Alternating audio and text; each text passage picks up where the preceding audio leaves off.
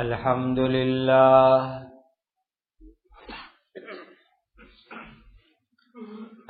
لله الذي هدانا للإسلام وأشهد أن لا إله إلا الله وحده لا شريك له وأشهد أن سيدنا وشفيعنا ومولانا محمدا عبده ورسوله أرسله الله سبحانه وتعالى إلى كافة الناس بشيرا ونذيرا وداعيا إلى الله بإذنه وسراجا منيرا صلوات الله تبارك وتعالى عليه وعلى آله وأصحابه وذرياته وأهل بيته وأهل طاعته وبارك وسلم تسليما كثيرا كثيرا أما بعد فأعوذ بالله من الشيطان الرجيم بسم الله الرحمن الرحيم ومنهم من يستمع إليك وجعلنا على قلوبهم أكنة أن يفقهوه وفي آذانهم وقرا وإن يروا كل آية لا يؤمنوا بها حتى إذا جاءوك يجادلونك يقول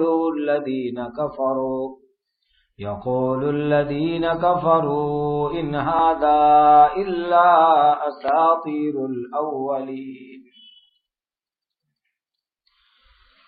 یہ سورۃ الانعام کی آیت نمبر 25 ہے۔ اللہ سبحانہ و تعالی کے فرمان کا خلاصہ یہ ہے، ان کافروں میں سے کچھ لوگ ایسے ہیں جو تمہاری بات کان لگا کر سنتے ہیں، یعنی نبی کی بات دھیان سے سنتے ہیں، مگر ہم نے ان کے دلوں پر ایسے پردے ڈال دیے ہیں کہ وہ اس کو سمجھتے نہیں ہیں، اور ان کے کانوں میں ہم نے بہراپن پیدا کر دیا ہے۔ اور اگر وہ کافر لوگ ایک ایک کر کے تمام نشانیاں دیکھ لے تب بھی وہ ایمان لانے والے نہیں ہیں۔ حد تو یہ ہے کہ جب تمہارے پاس جھگڑا کرنے کے لیے آتے ہیں تو یہ کافر لوگ یوں کہتے ہیں کہ یہ قرآن پچھلے لوگوں کی داستان کے سوا کچھ نہیں ہے۔ وَهُمْ يَنْهَوْنَ عَنْهُ وَيَنْأَوْنَ عَنْهُ وَإِنْ يُهْلِكُونَ إِلَّا أَنفُسَهُمْ وَمَا يَشْعُرُونَ۔ اور یہ دوسروں کو بھی قرآن سے روکتے ہیں اور خود بھی قرآن سے دور رہتے ہیں، اور وہ اپنی جان کو ہی ہلاکت میں ڈال رہے ہیں، لیکن ان کو اس کا احساس نہیں ہے۔ وَلَوْ تَرَىٰ إِذْ وُقِفُوا عَلَى النَّارِ فَقَالُوا يَا لَيْتَنَا نُرَدُّ وَلَا نُكَذِّبَ بِآيَاتِ رَبِّنَا وَنَكُونَ مِنَ الْمُؤْمِنِينَ۔ اور بڑا بھیانک منظر ہوگا اگر تم وہ وقت دیکھو جب ان کو دوزخ کی آگ پر کھڑا کیا جائے گا، اور وہ کافر لوگ کہیں گے ہائے افسوس، اے کاش ہم کو واپس دنیا میں بھیج دیا جائے تاکہ اس بار ہم اپنے رب کی نشانیوں کو نہیں جھٹلائیں اور ہم ایمان والوں کے اندر شامل ہو جائیں گے۔ بل بدا لهم ما كانوا يخفون من قبل ولو ردوا لعادوا لما نهوا عنه وإنهم لكاذبون. حالانکہ ان کی آرزو بھی سچی نہیں ہوگی، بلکہ دراصل وہ آخرت ان کے سامنے کھل کر آ چکی ہوگی جس کو وہ چھپایا کرتے تھے، اس لیے مجبوراً ایسا دعویٰ کریں گے، وگرنہ ان کو واپس دنیا میں حقیقت میں بھیجا جائے تو یہ دوبارہ دنیا میں وہی برے کام کریں گے جس سے ان کو دنیا میں روکا گیا تھا، اور یقین رکھو کہ یہ پکے جھوٹے ہیں. وَقَالُوا إِنْ هِيَ إِلَّا حَيَاتُنَا الدُّنْيَا وَمَا نَحْنُ بِمَبْعُوثِينَ. اور وہ یوں کہتے ہیں کہ جو کچھ ہے بس یہی دنیا کی زندگی ہے، اور ہم مر کر دوبارہ زندہ نہیں کیے جائیں گے. وَلَوْ تَرَىٰ إِذْ وُقِفُوا عَلَىٰ رَبِّهِمْ قَالَ أَلَيْسَ هَٰذَا بِالْحَقِّ قَالُوا بَلَىٰ وَرَبِّنَا قَالَ فَذُوقُوا الْعَذَابَ بِمَا كُنتُمْ تَكْفُرُونَ. اگر تم وہ وقت دیکھو جب یہ کافر اپنے رب کے سامنے کھڑے کیے جائیں گے تو کہیں گے، کیا ان کو کہا، وہ کہے گا اللہ تعالی کی طرف سے ان کو کہا جائے گا کہ کیا یہ دوسری مرتبہ زندگی یعنی قیامت کی زندگی حق نہیں ہے؟ وہ کہیں گے کافر لوگ، یقیناً ہمارے رب کی قسم، یعنی یہ قیامت تو سچی چیز ہے. اللہ تعالیٰ فرمائیں گے دنیا میں جو تم کفر کرتے تھے آج تم آخرت کے اندر اس کا مزہ چکھو. قد خسر الذین کذبوا بلقاء الآخرہ قد خسر الذین کذبوا بلقاء اللہ حتی اذا جاءتهم الساعة بغتة قالوا یا حسرتنا علی ما فرطنا فیہا وهم يحملون اوزارهم على ظهورهم الا ساء ما يزرون. حقیقت یہ ہے بڑے نقصان میں ہے وہ لوگ جنہوں نے اللہ تعالی کی ملاقات کو یعنی آخرت کے حساب کو جھٹلایا، یہاں تک کہ جب قیامت اچانک ان کے سامنے آ کر کھڑی ہوگی وہ کہیں گے ہائے افسوس، ہم نے اس قیامت کے بارے میں بڑی کوتاہی کی. اور وہ اس وقت اپنی پیٹھ پر اپنے گناہوں کا بوجھ لادے ہوئے ہوں گے. سنو، گناہوں کا بوجھ بہت برا بوجھ ہے جو یہ لوگ اٹھا رہے ہیں. وَمَا الْحَيَاةُ الدُّنْيَا إِلَّا لَعِبٌ وَلَهْوٌ وَلَلدَّارُ الْآخِرَةُ خَيْرٌ لِّلَّذِينَ يَتَّقُونَ افلا تعقلون. دنیا کی زندگی کھیل تماشے کے سوا کچھ نہیں ہے. یقین جانو جو لوگ تقوی کو اپناتے ہیں ان کے لیے آخرت والا گھر بہت بہتر ہوگا. کیا اتنی بات بھی تمہاری عقل کے اندر نہیں آتی؟ ان آیتوں میں اللہ سبحانہ و تعالی نے قیامت کے عجیب و غریب منظر کو بیان فرمایا، اور قیامت کے دن کافروں نافرمانوں کا جو حال ہونے والا ہے اس کو اللہ تعالی نے ہم کو دنیا میں بتلا دیا ہے کہ قیامت کے دن ان کافروں کا کتنا برا، کتنا خطرناک، بھیانک حال ہوگا. کا دنیا کے اندر ان کی حالت ایسی ہے کہ یہ لوگ حضرت نبی کریم صلی اللہ علیہ وسلم کی بات اور قرآن سننے کے لیے آتے تھے۔ یہ عجیب بات تھی کہ قرآن کو اللہ کا کلام مانتے نہیں تھے، لیکن قرآن سننے آتے تھے۔ عجیب کافروں کی حالت تھی۔ کہتے کہ قرآن یہ اللہ کے یہاں سے آئی ہوئی کتاب نہیں ہے، یہ تو حضرت محمد صلی اللہ علیہ وسلم نے خود بنا لیا ہے۔ لیکن پھر بھی یہ رات کو حضور کعبہ کے سامنے کھڑے ہو کر تہجد میں قرآن پڑھتے تو یہ سب کافر لوگ چھپ چھپ کے قرآن سننے کے لیے آتے۔ کیوں سنتے قرآن؟ ان کی زبان عربی تھی، مکہ کے عرب کے کافروں کی، اسی لیے ان کو قرآن سمجھ میں آتا تھا، کیونکہ ان کی زبان عربی اور قرآن بھی عربی۔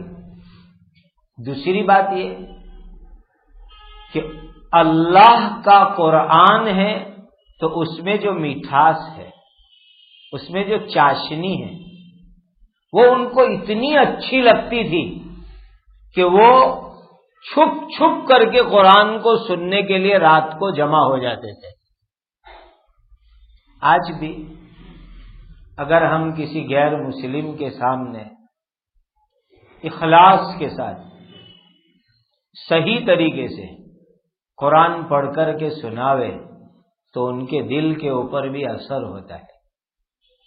جیسے ہم قرآن سنتے ہیں، کوئی اچھے قاری صاحب پڑھتے ہو، ہم کو کتنا اچھا لگتا ہے کہ یہ پڑھے، بعض مرتبہ رونا بھی آ جاتا ہے، آنکھ میں آنسو بھی نکل جاتے ہیں۔ تو قرآن چونکہ اللہ کا کلام ہے، اسی لیے کافر جیسے کافر بھی اس کو سنتے تو ان کے دل کے اوپر ایک اثر ہوتا تھا، ان کو ایک مٹھاس، چاشنی، لذت، مزہ قرآن میں معلوم ہوتی تھی۔ اور دوسری خاص بات یہ تھی کہ وہ عرب لوگ اس زمانے کے اندر اپنی عربی ٹاپ کوالٹی کی، بہت اچھی عربی بولتے اور اس پر گھمنڈ کرتے تھے کہ ہم لوگ جو عربی لینگویج بولتے ہیں تو ہماری عربی زبان بہت اچھی ہے، بہت ٹاپ کوالٹی کی ہے۔ جیسے گجراتی کے اندر بھی الگ الگ طرح کی ہوتی ہے، ایک ہماری بول چال کی گجراتی جس کے ہم گجراتی کے ویاکرن، قاعدے قانون کا کوئی دھیان نہیں رکھتے، اور ایک گجراتی ہوتی ہے ساہتیک گجراتی کہ جو چوپڑیوں میں، بکوں میں لکھی جاتی ہے، اس میں بھی الگ الگ قسم کی گجراتی ہوتی ہے، ایک ٹاپ کوالٹی کی۔ اور جو ٹاپ کوالٹی کی چوپڑیوں میں جو گجراتی ہوتی ہے وہ تو ہم میں سے ہم لوگوں کی حالت تو کیا ہے، بڑے بڑے ڈاکٹر لوگوں کو، بڑے لکھے لوگوں کو بھی وہ گجراتی تو سمجھ میں نہیں آتی۔ ہمارے ایک چچا ہے، رائٹر ہے، بہت اچھی گجراتی لکھتے ہیں، انگلینڈ میں رہتے ہیں، لیکن اتنی ہائی گجراتی لکھتے ہیں کہ ان کی کتاب میں نے یہاں لوگوں کو پڑھنے لی تو ڈاکٹر لوگ کہتے ہیں گجراتی پوری ہماری سمجھ میں نہیں آتی۔ تو عربوں کی جو عربی ہوتی تھی اتنی ٹاپ کوالٹی کی عربی ہوتی تھی کہ وہ اپنی عربی زبان کے اوپر لوگوں کے سامنے گھمنڈ کرتے تھے کہ کسی کو ہمارے جیسی عربی بولنا نہیں آتا، ہم اتنی اچھی عربی بولتے ہیں۔ اب جب قرآن آنا چالو ہوا تو قرآن کی عربی سن کر کے ان لوگوں کے تو دماغ کے فیوز اڑ گئے، اور وہ کہنے لگے کہ اتنی ٹاپ کوالٹی کی عربی وہ تو ہم نے کبھی سوچا بھی نہیں تھا، ہمارے خیال میں بھی نہیں آیا تھا۔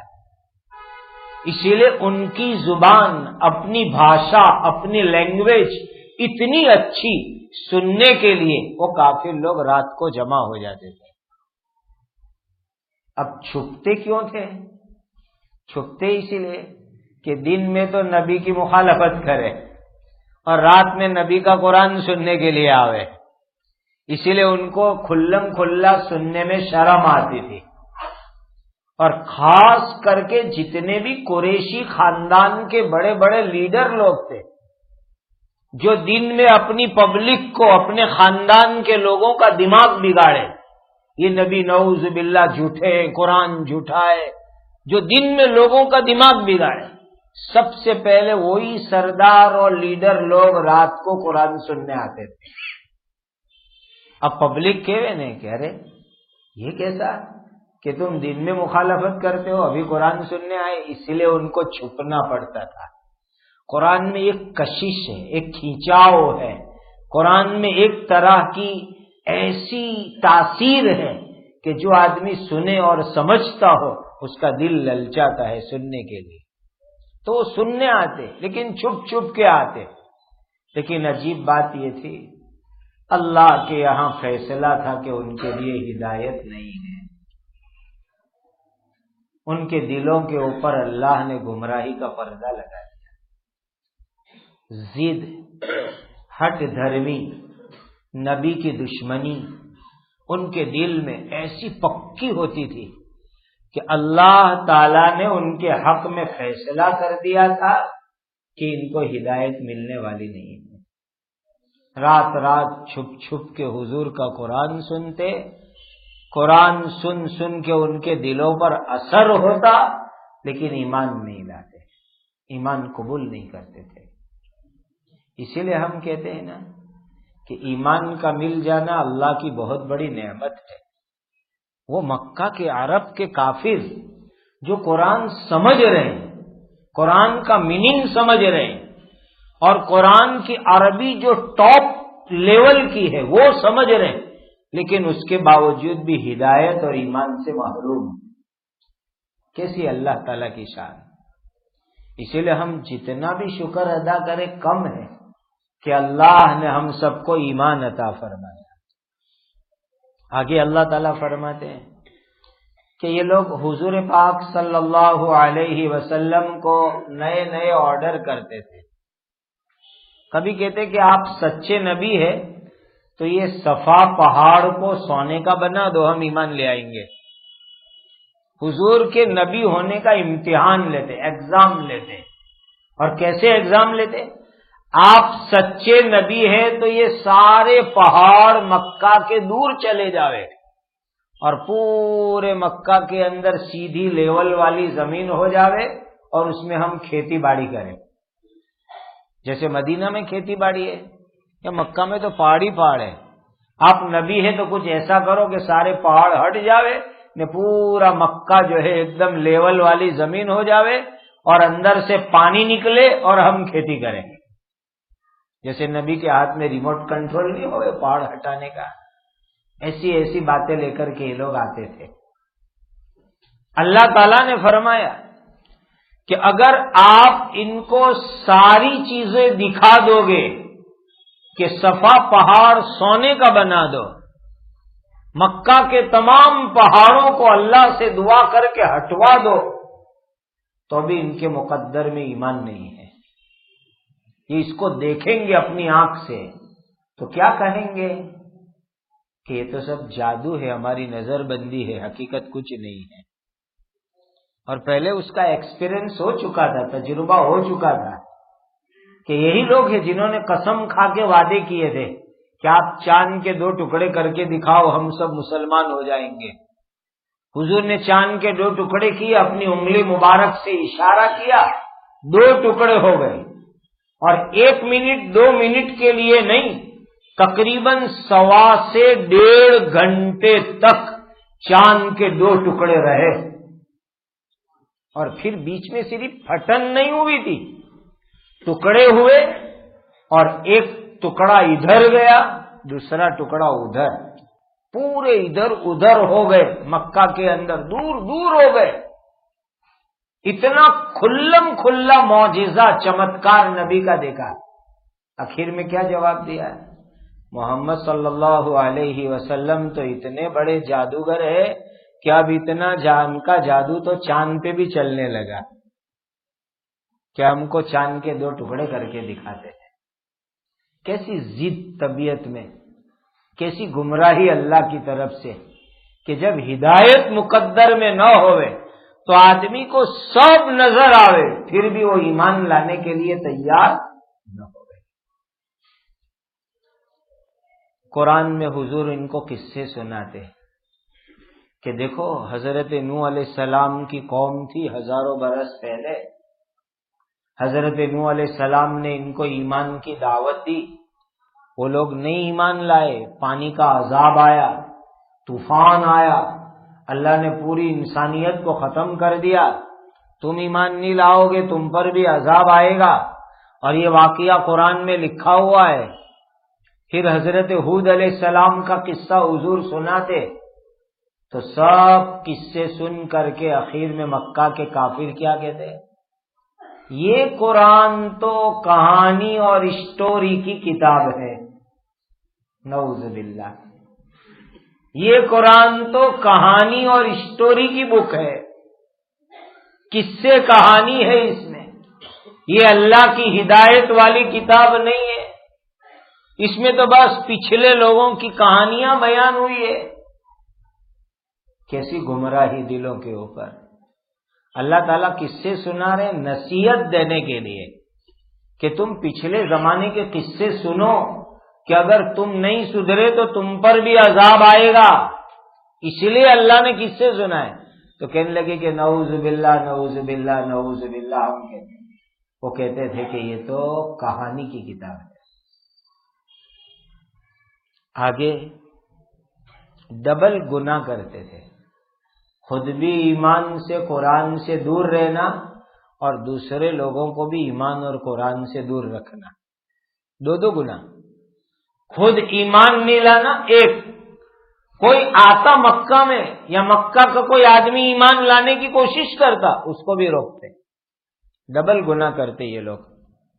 اللہ تعالیٰ فرماتے ہیں یہ دوسروں کو ایمان لانے سے روک رہے ہیں، اپنی جہنم کو تیار کر رہے ہیں، اسی لیے کہ دوسروں کے گمراہ ہونے کا گناہ بھی ان پر پڑے گا، دوسروں کو گمراہ کرنے کا وبال بھی ان کے اوپر آئے گا۔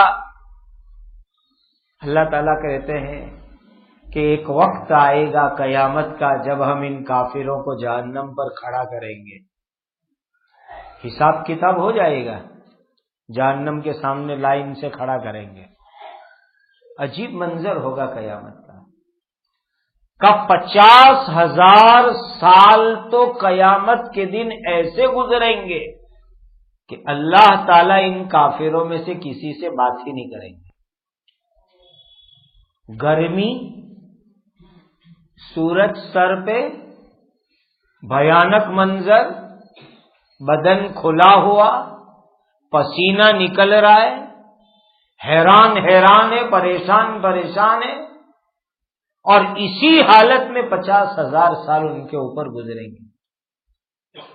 وہ یوں چاہیں گے اوہ اتنی گرمی، اتنا پسینہ، سورج اتنا قریب، اتنی گھبراہٹ، جلدی حساب چالو ہو جائے، جو ہونا ہوئے لیکن جلدی حساب ہو جائے، لیکن نہیں ہوگا۔ 1000 سال تو اندھیریوں میں رہیں گے، سخت اندھیرے میں، اتنا خطرناک اندھیرا قیامت کے دن کا کہ کوئی کسی سے بات نہیں کر سکے گا، اتنا خطرناک اندھیرا۔ دیکھو اپنے یہاں دنیا میں اندھیرا ہوتا ہے تو نظر نہیں آتا لیکن لوگ بولتے تو ہے نہیں، بھائی تو کہاں ہے، کدھر ہے، کچھ دکھ رہا ہے، ماچس ہے، یہ ہے وہ ہے، لیکن وہاں اتنا ڈینجر اندھیرا ہوگا کہ ایسے اندھیرے میں گھبرائے ہوئے ہوں گے کہ بول بھی نہیں سکیں گے۔ جیسے کبھی گھر میں رات میں لائٹ چلی جائے اور ساتھ میں یہ ڈر دل میں کہ اپنے گھر میں تو جنات ہے اور دوسری اوپر سے لائٹ نہیں۔ اب دیکھو آدمی کا حال کیا ہوتا ہے، کچھ بولے گا نہیں، چوپ چاپ، جیسے مردہ کیسے رہتا ہے ایسے آدمی رہ جاتا ہے۔ نعوذ باللہ، کافروں کو قیامت کے دن 1000 سال ایسے اندھیرے میں اللہ تعالیٰ رکھیں گے کہ اس اندھیرے میں بات کرنے کی بھی ہمت نہیں ہوگی۔ پھر حساب کتاب کے بعد جہنم کے سامنے لائن میں کھڑا کیا جائے گا ان لوگوں کو، سب پوری دنیا میں الگ الگ پڑے ہوئے، کوئی اس ملک میں، کوئی اس ملک میں، کوئی اس ملک میں. حضرت نبی کریم صلی اللہ علیہ وسلم نے سمجھانے کے لیے فرمایا، پہلے زمانے میں لوگ تیر چلاتے تھے، تو تیر کے لیے یہاں پیچھے ایک ڈبہ لٹکاتے تھے، اس کو عربی میں ترکش کہتے ہیں. تیر رکھنے کی جگہ، تیر کا اسٹاک پیچھے رہے اور ہاتھ میں وہ کمان رہے، پیچھے سے نکال کر کے لگاوے. تو کہا الگ الگ گرے ہوئے تیروں کو اٹھا کے کوئی آدمی پیچھے جمع کر دے. اس طرح پوری دنیا میں یہ جو الگ الگ پھیلے ہوئے ہوں گے، اللہ ان سب کو ایک ساتھ قیامت کے میدان میں جمع کر دیں گے. اور قیامت کے میدان کے اندر یہ لوگ جھوٹ بولنے کی کوشش کریں گے. اور جھوٹ کیوں بولیں گے؟ بعض مرتبہ آدمی بوکھلا جاتا ہے تو جھوٹ بولتا ہے. بوکھلانے کا کیا مطلب؟ کسی آدمی کا غلطی پر ہونا ایک دم رنگے ہاتھ پکڑا جائے. ایک آدمی کو اپنے کہہ رہے کہ بھائی تو شراب پیتا ہے. اوہ مول صاحب کیسی بات کرتے ہیں، مسلمان نے شراب، آپ میرے اوپر الزام لگا دو. بہت مرتبہ آپ کے پاس فریاد آئی، آپ نے اس کو کہا، لیکن وہ ہمیشہ نہ کہتا ہے نہیں، کبھی نہیں، دیکھتا بھی نہیں ہوں میں تو. اب ایک دن رنگے ہاتھ میں بوتل کے ساتھ آپ نے پکڑا، تو ایسے وقت کے اوپر آدمی بوکھلا جاتا ہے اور جھوٹ بولتا ہے کہ نہیں وہ تو میں آ رہا تھا تو مجھے کسی نے دی کہ وہاں پہنچا دینا، یہ میری نہیں ہے. جھوٹ بولتا ہے ایسے وقت، بوکھلا کر. قیامت کے دن آدمی کفر میں، شرک میں، گناہ میں سمجھو ایسے ہوں گے کہ رنگے ہاتھ پکڑے گئے، اسی لیے جھوٹ بولنا چالو کریں گے. اللہ ہم دنیا میں گناہ کہاں کرتے تھے؟ ہم کا گناہ کے کام کرتے تھے؟ ہم کفر بھی نہیں کرتے تھے، شرک بھی نہیں کرتے تھے. اور یہ بات بھی ہوگی کہ دنیا میں پڑی ہوئی عادت قیامت کے دن اللہ کے سامنے بھی نہیں چھوٹے گی. دنیا میں پڑی ہوئی عادت جھوٹ بولنے کی، تو قیامت کے دن اللہ کے دربار میں ہے پھر بھی جھوٹ بولیں گے کہ اللہ ہم دنیا میں شرک نہیں کرتے تھے، کفر نہیں کرتے تھے، گناہ کے کام نہیں کرتے تھے. اور ایسا بھی ہے کہ یہ جھوٹ کیوں بولیں گے کہ دنیا میں جو شرک کرتے ہیں وہ دو طرح کے لوگ ہیں. ایک تو کافر مشرک کھلم کھلا شرک کرتے ہیں، اور ان کو تو جھوٹ بولنے کا جو ہے کوئی موقع ہی نہیں دنیا میں کہ بھائی کھلم کھلا شرک کرتے اور اس کو وہ حق سمجھتے ہیں. لیکن کچھ شرک کرنے والے ایسے ہیں جو حقیقت میں شرک کرتے ہیں لیکن اس کو شرک سمجھتے نہیں. جیسے اللہ تعالی کے سوا کسی اور کو اپنی حاجت پوری کرنے والا ماننا، اپنی ضرورت پوری کرنے والا دل و جان سے ماننا، یہ میرے سوال پورے کریں گے، میری حاجت پوری کریں گے، میرے یہاں بیٹا دیں گے، میرے یہاں بیٹی دیں گے. اللہ کے سوا کسی اور کو سمجھنا، اور جو پاور خدا کا ہے وہ پاور کسی اور کو دینا، یہ بھی شرک ہے. لیکن لوگ اس کو شرک نہیں سمجھتے، تو اللہ کے سامنے کہیں گے اللہ ہم کہاں شرک کرتے تھے. حالانکہ یہ شرک ہے لیکن اس کو شرک مانتے نہیں، اسی لیے وہ شرک کے لیے کہیں گے اللہ ہم نے کہاں شرک کیا. اور یہ بہت خطرناک درجہ ہے کہ آدمی گناہ کرے اس کو گناہ نہ سمجھے، شرک کرے اس کو شرک نہ سمجھے، کفر کرے اس کو کفر نہ سمجھے. ایسے آدمی کو توبہ کی توفیق کہاں سے ہوتی ہے؟ اور وہ جھوٹ بولیں گے اللہ کے دربار کے اندر دنیا کی پڑی ہوئی عادت کے مطابق. اور یاد رکھو میرے دوستو، ایک خاص حدیث آپ کو بتاؤں، شاید کہیں زندگی کے اندر ایسا تو نہیں ہوتا ہے، ذرا غور کرنا. حدیث سے معلوم ہوتا ہے کہ جھوٹ بولنے سے روزی کی برکت اللہ تعالی ختم کر دیتے ہیں۔ جھوٹ بولنے سے روزی کی برکت اللہ تعالی ختم کر دیتے ہیں۔ برکت نہیں ہوتی روزی میں۔ آج تو لوگوں نے روزی کمانے کا ہنر ہی جھوٹ کو بنا رکھا ہے کہ جو جھوٹ بولنے میں جتنا ایکسپرٹ، چالاک، ماہر کا، یہ نوٹ بنانے میں بہت ماہر، وہ تھوڑا دکھے گا لیکن آگے جا کے اتنا بڑا نقصان ہے، کیونکہ حدیث جھوٹ روزی کی برکت کو ختم کرنے والی چیز۔ اور ایک حدیث میں ارشاد فرمایا کہ جب تک آدمی جھوٹ نہیں چھوڑے گا وہاں تک اس کا ایمان کامل نہیں ہو سکتا۔ ایمان کامل نہیں ہو سکتا جب تک کہ آدمی جھوٹ ہی نہیں چھوڑے۔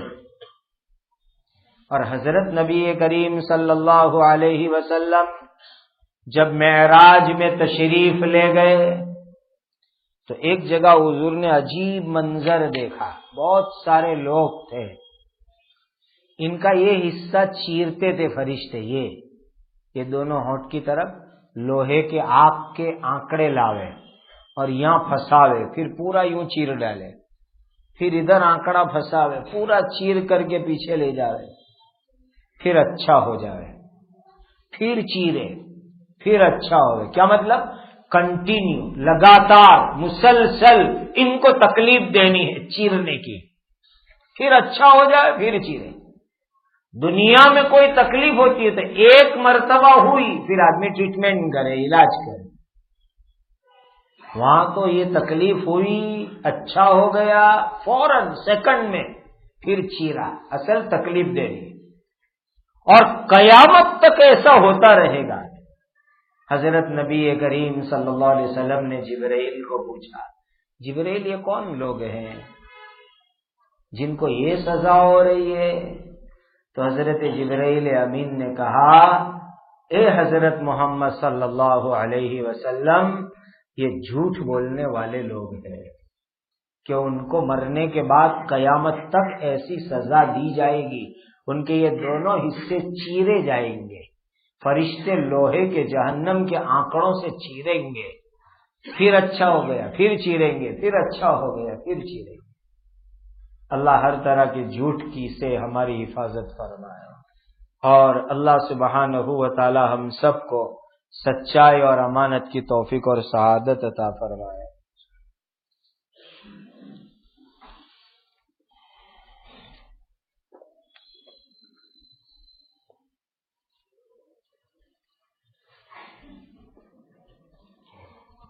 ایک اعلان تو یہ ہے کہ بھئی وہ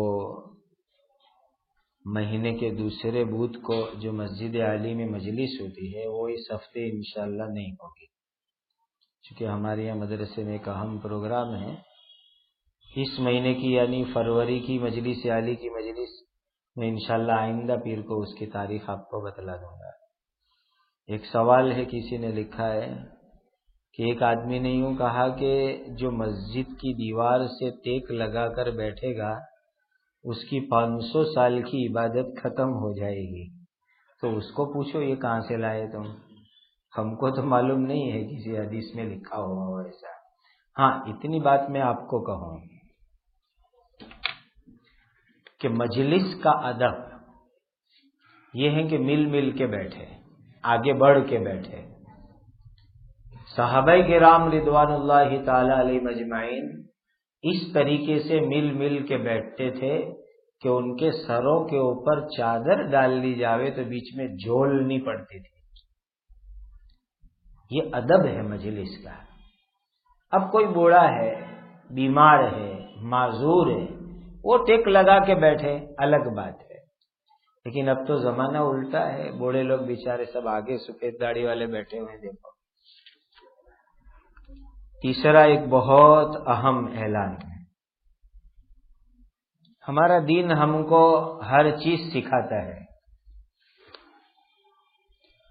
کسی انسان کو ہماری ذات سے، ہمارے کام سے تکلیف نہ پہنچے یہ ہمارے دین کی خاص تعلیم ہے۔ اب جو مسجد ہے اپنی، تو یہ روڈ سے لگی ہوئی مسجد ہے، یہاں ٹریفک ہوتی رہتی ہے۔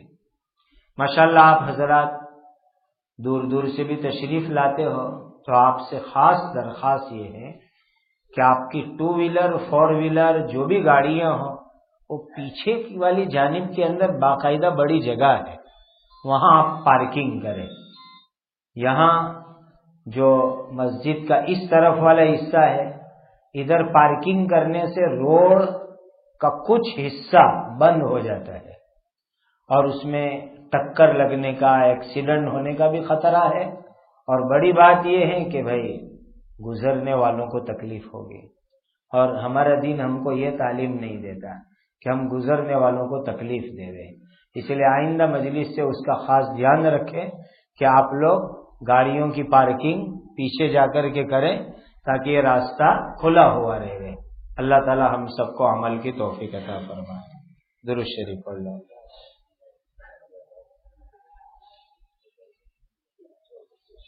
الحمد للہ رب العالمین والصلاة والسلام علی سیدنا محمد وعلی آلہ واصحابہ اجمعین۔ ربنا آتنا فی الدنیا حسنۃ وفی الآخرۃ حسنۃ وقنا عذاب النار۔ ربنا هب لنا من ازواجنا وذرياتنا قرة اعین واجعلنا للمتقین اماما۔ یا حی یا قیوم ربنا ظلمنا انفسنا وان لم تغفر لنا وترحمنا لنكونن من الخاسرین۔ ربنا لا تزغ قلوبنا بعد إذ هديتنا وهب لنا من لدنك رحمة إنك أنت الوهاب۔ یا حی یا قیوم یا ذا الجلال والاکرام۔